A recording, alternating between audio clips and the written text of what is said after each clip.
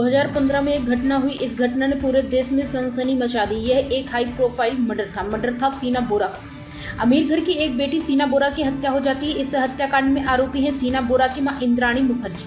सीना बोरा हत्याकांड की जांच सीबीआई ने की थी। उसमें एक अहम गवाह थी विधि मुखर्जी। 10 साल बाद विधि मुखर्जी ने कई चौंकाने वाले दावे किए हैं। विधि का कहना है कि उनके नाम पर सीबीआई ने फर्जी बयान दर्ज किए गए हैं। उन्होंने कहा कि कोर्ट में उनके नाम से जो बयान लगाए गए हैं वे फर्जी और झूठे हैं। उनके इस दावे के बाद यह केस सरकार एक बार फिर से चर्चित हो गया है। विधि मुखर्जी ने कहा कि अगर मेरे नाम पर ऐसे फर्जी बयान दर्ज किए गए हैं तो जरूर इसके पीछे कोई गलत इरादा या बुरी नीयत होगी। जब पुलिस पूछताछ कर रही है तब वह कभी अकेली नहीं थी। उनके साथ हमेशा उनके सौतेले पिता पीटर मुखर्जी, उनकी बहन शंगोन दास गुप्ता और उनके बेटे रॉबिन मुखर्जी मौजूद रहते थे। विधि मुखर्जी ने आरोप लगाया कि उनके सौतेले पिता जांच अधिकारियों को जानकारी फीड करते थे। सीना बोरा केस में इंद्राणी मुखर्जी आरोपी है और सह आरोपी संजीव खन्ना है। विधि मुखर्जी संजीव खन्ना की बेटी है। विधि ने पीटर मुखर्जी के बेटे राहुल और रॉबिन पर भी आरोप लगाए। उन्होंने कहा कि राहुल और रॉबिन उनकी मां की संपत्ति हड़प ली।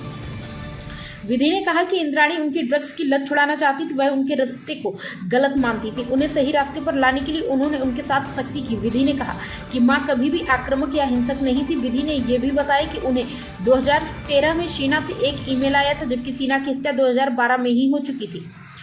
विधि ने बताया कि उनके माता पिता की गिरफ्तारी का उनके जीवन पर बुरा असर पड़ा। वह कंगाल हो गई और उनके पास सर छुपाने तक की जगह नहीं थी। राहुल और उसके भाई सहित परिवार के सदस्यों ने उन्हें घर से बाहर निकाल दिया। विधि ने दावा किया कि उनकी मां की गिरफ्तारी के अगले ही दिन उन्हें अपनी विरासत से निकाल दिया गया। विधि ने गवाही दी कि पीटर मुखर्जी ने बिल्डिंग सोसाइटी को लेटर लिखा था कि मेरे नाम पर फ्लैट का ट्रांसफर रोका जाए।